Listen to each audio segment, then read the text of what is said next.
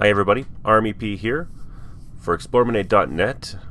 From the power of a child's imagination to a grown man's nostalgia, here we are, StarDrive 2, Sector 0, the DLC.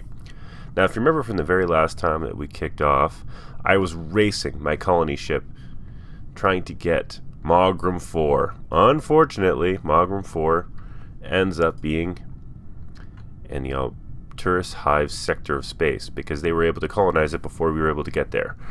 And I may have been a little brash in my decision to want to exterminate all of their AI life initially.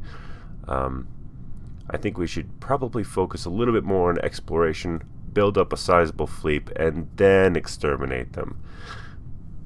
Which means my very next turn and how I'm going to proceed is taking my colony ship and limping out of their space to avoid further conflict. I've decided on a Man 2, a small planet but rich in resources, and hopefully more one day. In the meantime, I have now been building a colony ship which I'm going to trade in for a xenomine, because there aren't too many planets left that I really want to colonize right now. So if I keep continuing moving on in space and exploring all these different types of sectors, I'm hoping that I'll end up with some type of sector-wide bonus like I did before.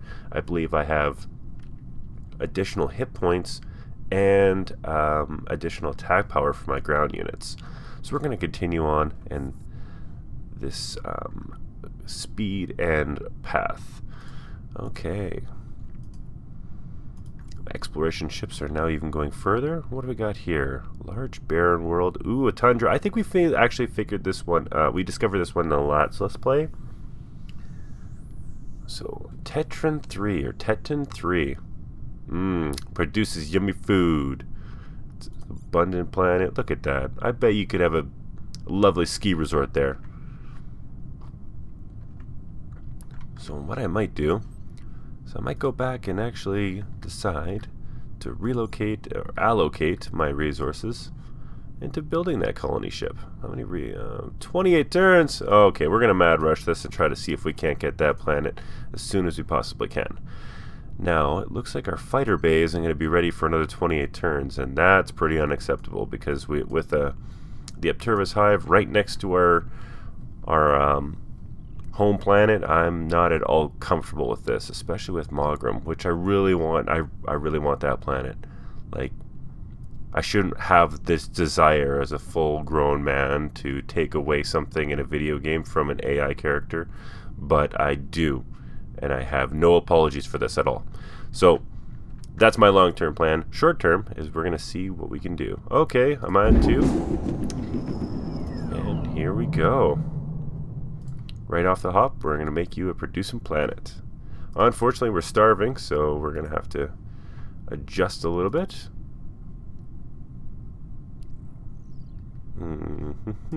Just seeing if it makes more sense for them. If we're producing so much food, we should be, at the very least, have soil enrichment, so it makes more sense.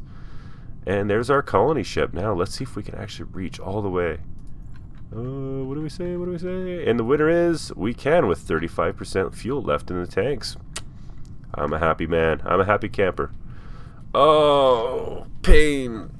Sweet mother of God. Searing hot pain behind my eyeballs. Alright, everybody who's watching this broadcast. You know very well that these gentlemen here are some type of space cockroach. And if you've played the vanilla game, it means that their attitude is very aggressive and they're not very tolerable. So as a peace-loving samurai space bear who likes to eat berries and sleep for 6 months of the year, being right next to an insect AI hive and a space cockroach with very bad dental care and coverage, our exploration phase has probably just revamped completely into a military one. And not only that, look at him. Look how brash he is. He's like, oh, who is this we meet today? A surprise indeed to meet a new race. I am Xlandor Zahn, and you're in luck. I'm very famous. I mean, now he's just bragging. What a nice guy. Alright, so instantly my tolerance for him is down. He doesn't like me. His traits are aggressive, he's a mercantile, and he's brave. He does not fear death and will never allow themselves to be threatened. I never would have guessed that. Alright, so what do we got here? Oh, of course. These guys love to take the good planets. Oh my god! Look at that planet, that's excellent! Pitch number 2, small Terran. It's rich. 4 food for a farmer, 8 production per worker. Oh my god! And because he's subterranean, he could actually bump that right up to 12. That is a powerhouse of a planet.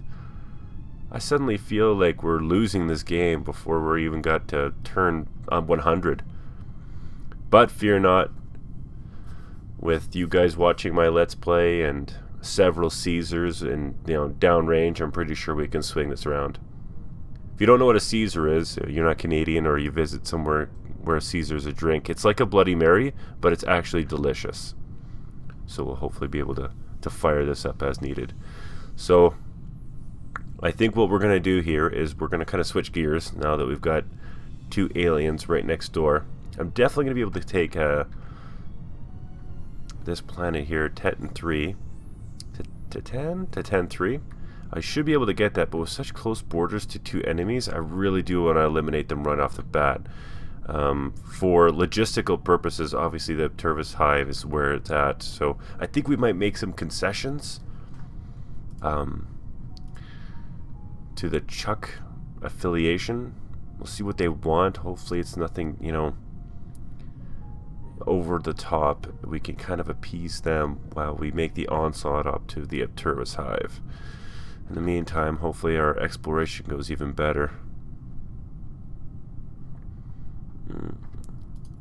No such luck. Okay, we could probably sneak through here. Ooh, look at this! Unexplored anomaly, not taken by the Chuck. I'll take it. While mapping Sector 4753, our fleet has discovered a cache of valuable minerals worth 150 BC. That's awesome, right on. More cash in the coffers? I'll take it. Now here's an example of something that you may find in a random sector of space. We haven't found one so far in Sector 0 in this game, so this is a good chance to explain it. Here we have a debris field. It's a wreckage from some ancient battle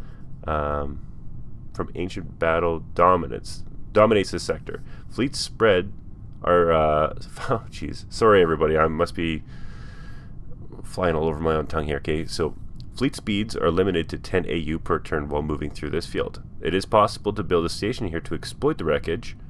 A mining upgrade will produce 3 BC per turn, and a science station will produce 3 research per turn at the nearest friendly colony. So this is an example of using a construction ship for more than just a subspace projector, which is what you could do in the vanilla game. Now you can actually you can mine certain things in space.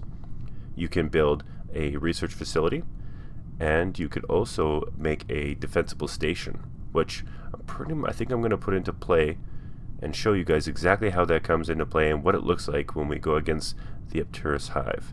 That's a little bit off, kind of foreshadowing a little bit, metagaming a little bit. This is definitely not a full role play. Oh, look at this. Why do I get the feeling that the Chuck are going to be a force to be reckoned with when they have 3 food-producing planets in a sector right beside their home planet? It's like having terrible cramps, but there's no reason for them. Okay. Well, we got our space. What we're going to do now is, I'm going to flash through some of these screens very quickly. It's not that I'm not trying to show you exactly what I'm doing. I'm just going to tell you straight up. I'm going to be changing our economy from a research base to a heavy production base, because I don't think, once I get fighter base, I think that'll be enough for me to mass assault the Tervis Hive to take them out. Once I have a few more planets, I'm going to shift it more back to an agricultural base and try to get a little bit more research going. But right now, with 2 very aggressive neighbors right next door, I'm definitely going to have to appease one while taking the other one out. So if I'm flashing through screens really quick, it's just because I've played the game enough to know how I'm going to be able to achieve this, and that just basically means I'm going to be building different types of facilities on my planets that are going to increase the production. That's okay, my poor exploration ship has run out of fuel.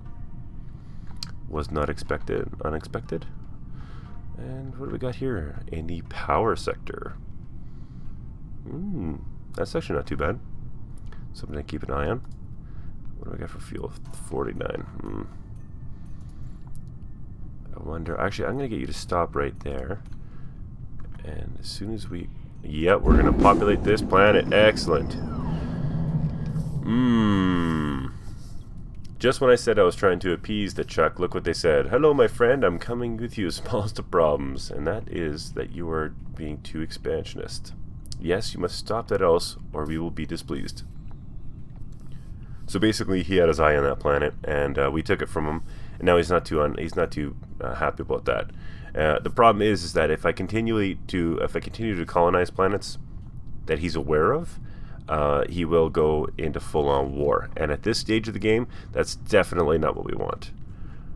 Oh, great. Now the Arturus has basically said that Army Pea, I have also got to stop doing that exact same thing. They just say it in a roundabout way that this sounds ridiculous. Okay, here we go. Now I'm going to adjust my population base so that it makes a little bit more sense. By... Oh, I don't have enough freighters. Boy, things have not been going well for me. I can't do that either, can I? I am going to have to build some freighters, everybody. You know what? At least the game's going to be exciting. It wasn't exactly how I would have anticipated. I would have kind of hoped for a little bit more exploration. But you know what? As we start to conquer through the spaces and eliminate the enemies that would threaten our delicious berry-eating samurai ways, we'll be able to explore all the different facets of Sector 0. But in the meantime, yeah, we're preparing for war. We're sharpening our claws. We're doing all these things. Okay, I do believe that we've got a problem here. We need more food freighters, which is not good. So I'm going to quickly buy both of these, because we got a pretty large coffers, and we are in way better shape than we were before. Perfect. Alright. Now I'm going to take my one exploration ship and refuel it back at Titan 3. So that way, hopefully we'll be able to get this unexplored anomaly. Oh my gosh. Desert leader, economic leader. Okay. They want 200 gold and 3 per turn. A desert leader. I don't know if I have any desert planets. So, just like the vanilla game, you got these heroes that you can hire throughout the game. Economic leader plus 30%. Output for your BC is great, but I don't know if I even have a desert leader. It seems like a desert leader seems like a bit of a waste, considering he wants 3 BC per turn. So unless I'm creating something that's creating 9 BC per turn, it won't benefit me to have this guy. So I'm going to reject him, but I can keep him. He remains on like hot standby in my leader screen. So I don't have to necessarily... What do I got here? Oops. I got a radiated... Barren. I don't think I have a desert. Terran. No, it probably isn't worth it. Especially trying to change my labor leaders. Okay. Now that we've got you all refueled, don't I? Aren't you refueling? You are, sir. Excellent. We're going to send you to that spatial anomaly, which is just great news for everybody. My fighter bay is only 3 turns out. We're building some xenomines, which is great. Star bases for defenses around our planet. Oh yeah, we're preparing for war. Now that we've got our fighter bay, now I'm pretty sure this hasn't changed too much since the vanilla game. What we can do now is really start focusing on building some different starships through Ship Designer. And I think I'm actually going to be incredibly vicious by considering neotoxin bombs. So the whole idea there is that it lays waste completely to the planet's population base and leaves the infrastructure totally intact. What I don't know is if this actually neotoxin bombs affects the new ground mechanic by attacking the actual soldiers. And now I'm curious about this because I've typically never used it in the vanilla game because it didn't affect the soldiers. So even all it did was took the population base that I can enslave or choose whatever I wanted to do with it, and eliminated them. Then I had to rebuild them through my own means by either transferring them or letting a colony ship come in and slowly build up itself. But now I'm kind of curious. So I'm going to do neotoxin bombs. What do we got? 38 turns. Well, by the time our first one rolls off the assembly line, I hope this war will be in a much better shape than it currently is right now. Alright. Oh, why am I getting so jealous watching that sphere of influence go to Mogram? I want that so bad. Okay, so what I'm going to do from here, ladies and gentlemen at home. Okay, perfect. So we've got some xenomines on the go. I'm going to have to create an infantry base, I do believe, but not before a star base. And might as well start doing the shipyard. Now, unfortunately, the shipyard hasn't changed too much, as far as I know. And at the base level for Sector 0 for the DLC. An interesting plug, and I'm just going to throw it out there. And I hope he's not upset for me, throwing his name around. But Ice Mania, who is pretty notorious in the 4X scene for tweaking certain game systems in very high-end 4X games. He's notorious for his AI mod for the Distant Worlds Universe game, which allows the AI access to certain technologies and access to certain builds of ships that make the game more challenging. Well, I know for a fact that he's been on the Steam forums for Explorminate testing out different ship designs that the AI can use for Sector 0. So if you're looking for some interesting challenge, or if you're just curious to see what kind of changes that he's made, you should definitely check it out. It's a pretty smart individual. And I want to tell everybody out there that I taught him everything that he knows, but that means that I'd be lying uncontrollably. So it looks like we've got some kind of designs here. None I don't think that I actually want to use right now.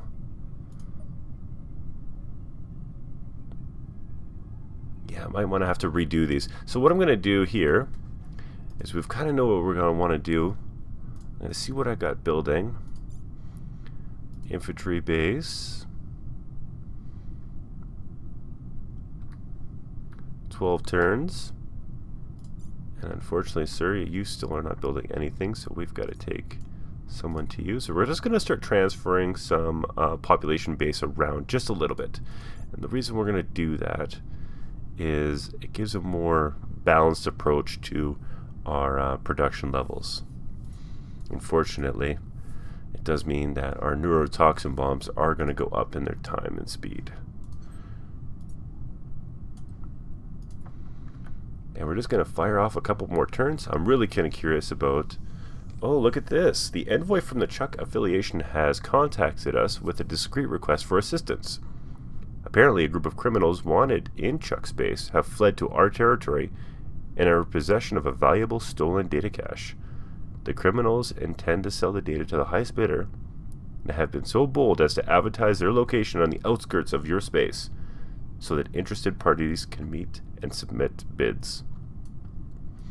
The Chuck know that if they send their own strike force to the rendezvous, the criminals will flee. However, they suggest that if we approach the criminals, a prospective buyer, without spooking them, upon our arrival, they will ask instead to launch our own strike to recapture the stolen data.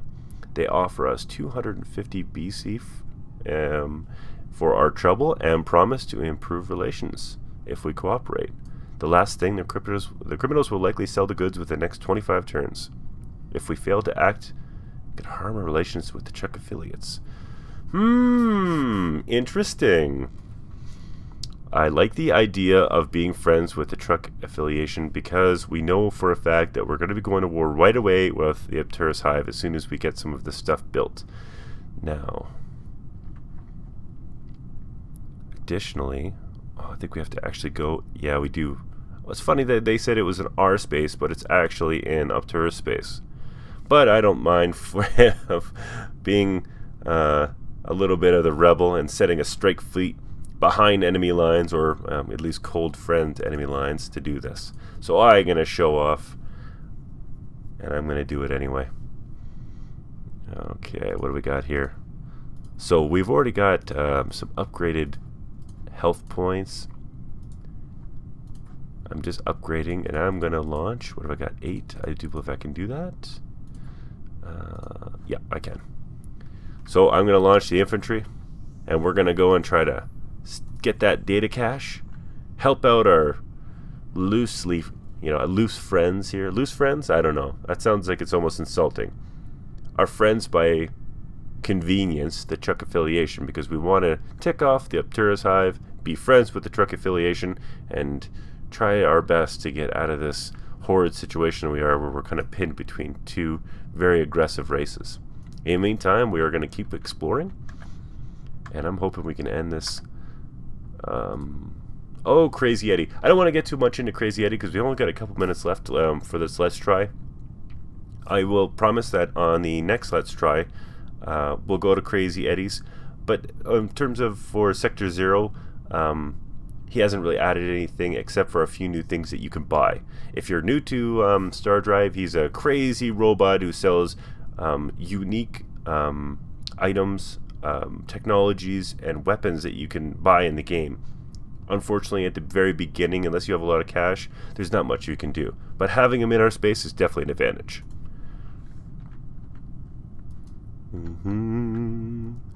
I got a good feeling about this. I really do. Okay, here we go. Strike forced. I call it Blueberry. What? I have a shortage of food. That's not good.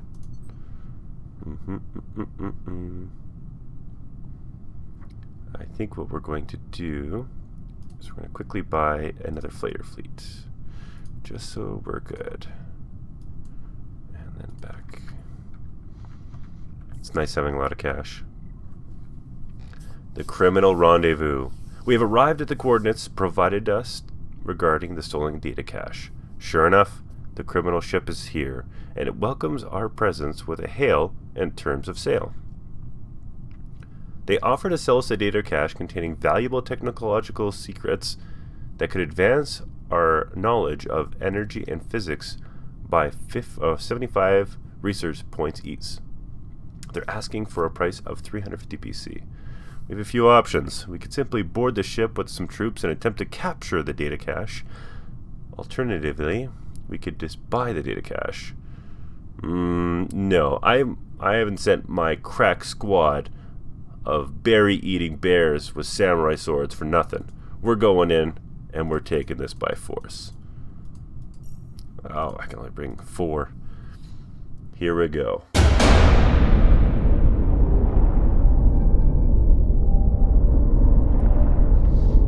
Ah, yes. Hello, my friends. Welcome, welcome. We have some nice stolen data for you today. Very cheap. I love how discreet he is. Oh yeah, we're coming to cause some trouble here, buddy. And being that we're space bears, we're not doing this with anything but close quarter combat. Alright, enter. Oh my god, it's our brethren. I didn't even notice that. Like literally, our brethren have abandoned us and sold data cache. I guess there's a Chuck there, so they're not. Boy, for some reason I thought that.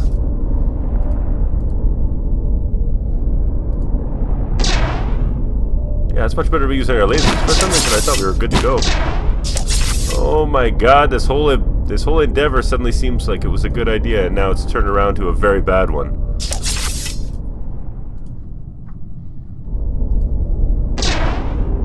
Oh yeah. Remember when I was telling everybody that this is my crack team? Apparently these guys literally were just picking berries for most of their lives. Oh my god. Is there a retreat option? We need one.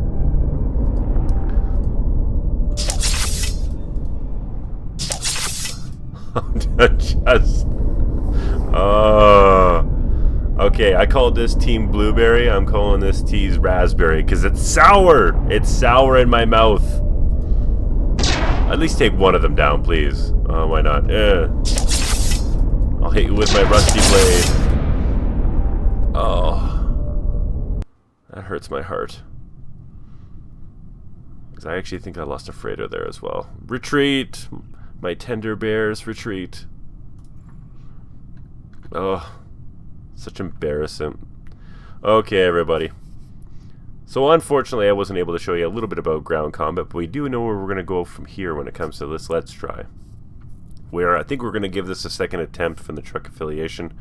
I might revamp my strategy when it comes to landing parties. We do know that we're going to go for the Arcturus Hive. And I would like to, I know that the last Let's Play I was asking for some comments or ideas in the comment section below about ship names, so I'm still waiting for that. It'd be great to hear some of your suggestions.